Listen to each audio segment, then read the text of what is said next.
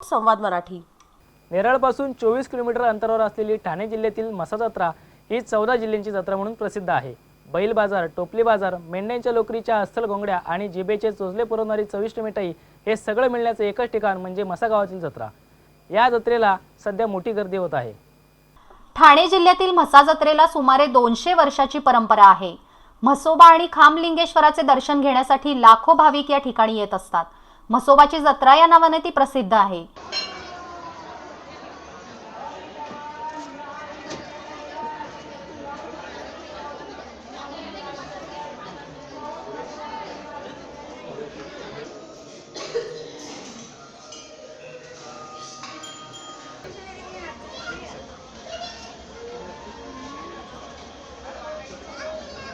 देवदर्शनासह 15 दिवसाच्या या जत्रेत विविध गोष्टी भाविकांना आकर्षित करतात। जो आहे पूर्ण महाराष्ट्रामध्ये त्यांना ओळखला जातो, कारण 200 वर्षाची जी परंपरा आहे ती पूर्ण अजूनपर्यंत टिकवली गेलेली आहे।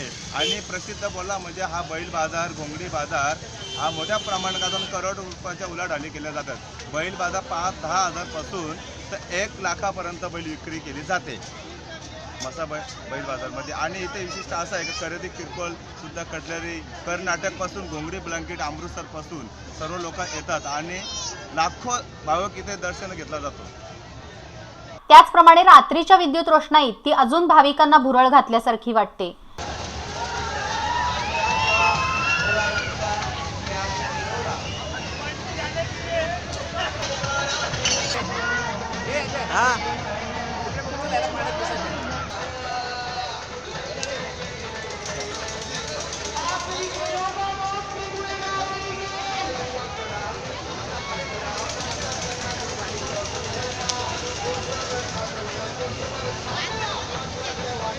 इथे येणारा व्यापारी हा सांगली, कोल्हापूर, सातारा, पेठ, वडगाव यासारख्या ठिकाणांहून मोठ्या प्रमाणात व्यापार करण्यासाठी येत असतो।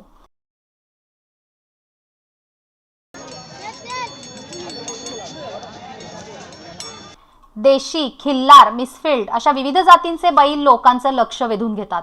करोडो रुपयांची उलाढाल या बैल बाजारात होत असते। यंदा मात्र नोटबंदीचा परिणाम या बैल बाजारावर दिसून येतोय। इथला टोपली बाजार आणि घोंगडी बाजारही तितकाच खास। लहान मोठ्या आकारांच्या करंड्या, मेंढीच्या लोकरीच्या घोंगड्या जत्रेला येणाऱ्या प्रत्येकाचं लक्ष वेधून घेतात।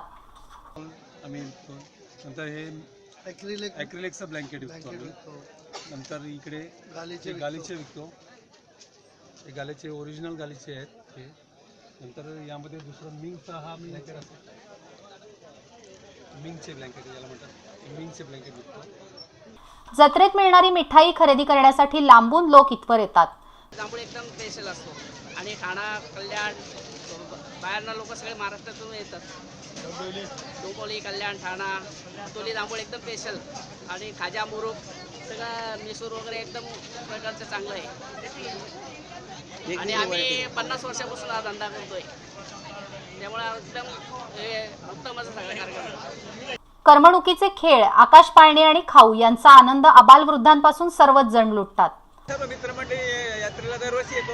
आता सुद्धा यावर्षी सुद्धा आलो, पण आम्हाला इतकं सुंदर आकर्षण वाटलंय हे समोरचे पालणे वगैरे पाहूनचे।